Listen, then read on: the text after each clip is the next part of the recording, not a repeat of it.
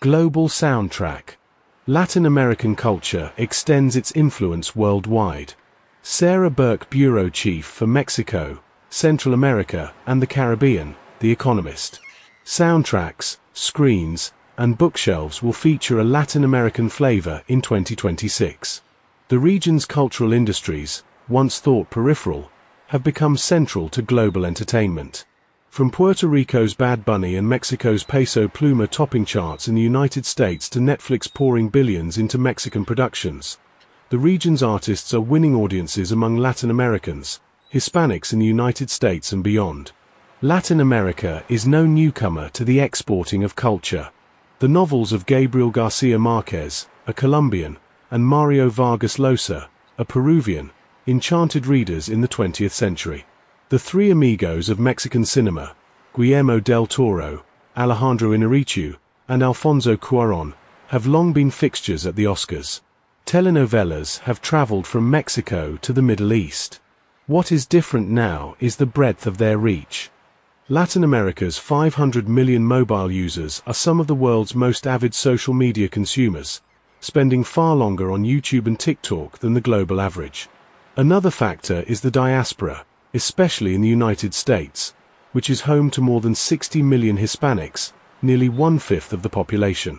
Language learning is amplifying the effect. More than 500 million people are native Spanish speakers, and interest is growing elsewhere. When a Latin American song goes global, language apps report a surge in new Spanish learners. And then there is streaming, which has made content more accessible worldwide. In 2025, Netflix pledged to spend $1 billion on productions in Mexico by the end of 2028. ViX, a Spanish-language platform owned by Televisa Univision, a media giant, is projected to be the fastest-growing streaming platform in the Americas in 2025. Local producers in Mexico, Brazil, and Colombia are creating films and television that win acclaim and screenings abroad. Narco dramas will remain popular, but other genres will also gain ground.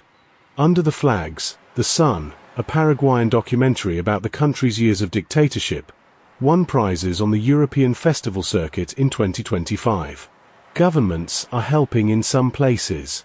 Brazil reinstated rules in 2024 that oblige cinemas to show Brazilian films for a set number of days each year. In 2025, I'm Still Here won the Best International Feature Film at the Oscars, the first Brazilian-produced film to do so. Latin America's cultural industries are central to global entertainment. Latin musicians will find even more success in 2026. The International Federation of the Phonographic Industry says Latin America was one of the fastest-growing recorded music markets in 2024. Latin music generated $1.4 billion in sales in the United States that year, with regional Mexican music now the most lucrative subgenre. Bad Bunny is a global star, and will play the halftime slot at February's Super Bowl. The likes of Peso Pluma, Karol G, and Bizarrap are reliable hitmakers. And Anglophone pop will be on the receiving end, too. The 3/3/2 Tresillo rhythm of reggaeton has seeped into hits of artists such as Ed Sheeran, a British singer-songwriter. Books are joining the surge. Latin American authors are winning more prizes and being translated by publishers in Spain and the United States, who are eager to capture new voices. Mexico's Fernanda Melchor and Cristina Rivera Garza have already found international acclaim. Mariana Enriquez, an Argentine writer of Gothic tales, has gained a global reputation.